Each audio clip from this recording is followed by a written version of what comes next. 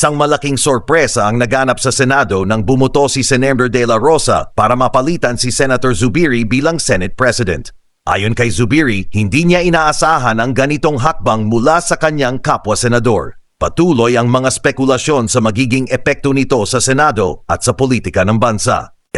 Kasalukuyang apektado ang mga residente ng tatlong bayan sa Rizal dahil sa madilaw at mabahong tubig na nagmumula sa Laguna de Bay. Ang pagdami ng lumot ang itinuturong sanhi ng pagbabago sa kalidad ng tubig. Patuloy ang pagsisikap ng mga autoridad na maresolba ang problemang ito sa lalong madaling panahon.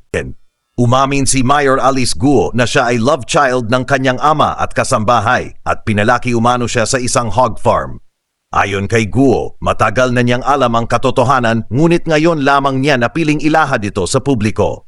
Ito'y bahagi ng kanyang layunin na magbigay ng inspirasyon at lakas ng loob sa iba pang nasa katulad na sitwasyon. Ilang biyahe ng Pasig River Ferry Service ang napilitang itigil dahil sa tambak na basura sa ilog. Ang mga basura ay nagdulot ng barado sa mga ruta ng ferry na nagresulta sa pagkaantala ng serbisyo. Nagsusumikap ngayon ang mga autoridad na linisin ang ilog upang maibalik ang normal na operasyon ng ferry. Dumalaw si Queen Maxima ng Netherlands sa Pilipinas at binisita ang Talim Island. Ang kanyang pagbisita ay bahagi ng kanyang layunin na magbigay suporta sa mga proyektong pangkaunlaran sa isla. Mainit siyang sinalubong ng mga residente at lokal na opisyal na nagpakita ng kanilang pasasalamat at paghanga. Magandang gabi, kapuso! Ako po si Mel Tiangco, kasama si Jay Sonza, at narito na naman kami upang maghatid ng pinakabagong mga balita sa iba't ibang bahagi ng bansa at mundo. Unang balita. Mel, hindi makapaniwala si Senator Zubiri na bumoto si Senator De La Rosa para mapalitan siya bilang Senate President. Narito si Karen Davila para sa karagdagang detalye. Salamat, Mel at Jay. Isang malaking sorpresa ang naganap sa Senado nang bumoto si Senator De La Rosa para mapalitan si Senator Zubiri bilang Senate President. Ayon kay Zubiri, hindi niya inaasahan ang ganitong hakbang mula sa kanyang kapwa-senador. Patuloy ang mga spekulasyon sa magiging epekto nito sa Senado at sa politika ng bansa. Salamat, Karen. Samantala, 88,000 service connections sa tatlong bayan sa Rizal ang apektado ng madilaw at mabahong tubig dahil sa pagdami ng lumot sa Laguna de Bay. Jay? Tama ka diyan, Mel. Narito si Susan Enriquez para sa buong ulat. Susan. Salamat, Jay. Kasalukuyang apektado ang mga residente ng tatlong bayan sa Rizal dahil sa madilaw at mabahong tubig na nagmumula sa Laguna de Bay. Ang pagdami ng lumot ang itinuturong sanhi ng pagbabago sa kalidad ng tubig. Patuloy ang pagsisikap ng mga autoridad na maresolba ang problemang ito sa lalong madaling panahon. Talagang malaking abala ito para sa mga residente. Samantala, isang kontrobersyal na balita mula sa politika, Mayor Alice Guo umaming siya ay love child ng kanyang ama at kasambahay. Narito si Vicky Morales para sa detalye. Vicky? Salamat, Mel.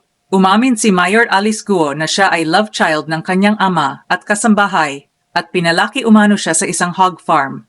Ayon kay Guo, matagal na niyang alam ang katotohanan, ngunit ngayon lamang niya napiling ilahad ito sa publiko. Ito'y bahagi ng kanyang layunin na magbigay ng inspirasyon at lakas ng loob sa iba pang nasa katulad na sitwasyon. Talagang nakakagulat ang balitang yan. Samantala, sandamakmak na basura ang nagpahinto sa ilang biyahe ng Pasig River Ferry Service. Narito si Paolo Bediones para sa ulat. Salamat, Jay. Ilang biyahe ng Pasig River Ferry Service ang napilitang itigil dahil sa tambak na basura sa ilog. Ang mga basura ay nagdulot ng barado sa mga ruta ng ferry na nagresulta sa pagkaantala ng serbisyo. Nagsusumikap ngayon ang mga autoridad na linisin ang ilog upang maibalik ang normal na operasyon ng ferry. Sana'y agad na maresolba ang problemang ito. Sa huling balita, nasa Pilipinas si Queen Maxima ng Netherlands at bumisita sa Talim Island. Daniel? Salamat, Mel. Dumalaw si Queen Maxima ng Netherlands sa Pilipinas at binisita ang Talim Island. Ang kanyang pagbisita ay bahagi ng kanyang layunin na magbigay suporta sa mga proyektong pangkaunlaran sa isla. Mainit siyang sinalubong ng mga residente at lokal na opisyal na nagpakita ng kanilang pasasalamat at paghanga. Yan ang mga pinakabagong balita ngayong gabi.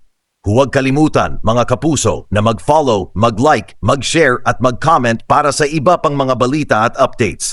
At para sa mga nagnanais ng shoutout, mag-iwan lamang ng inyong komento at bibigyan namin kayo ng espesyal na pagbanggit sa susunod na episode. Ako po si Mel Tiangco. At ako si Jay Sonza, Nagbibigay ng mga nagbibigay ng mga balita balita para sa inyo, mga kapuso.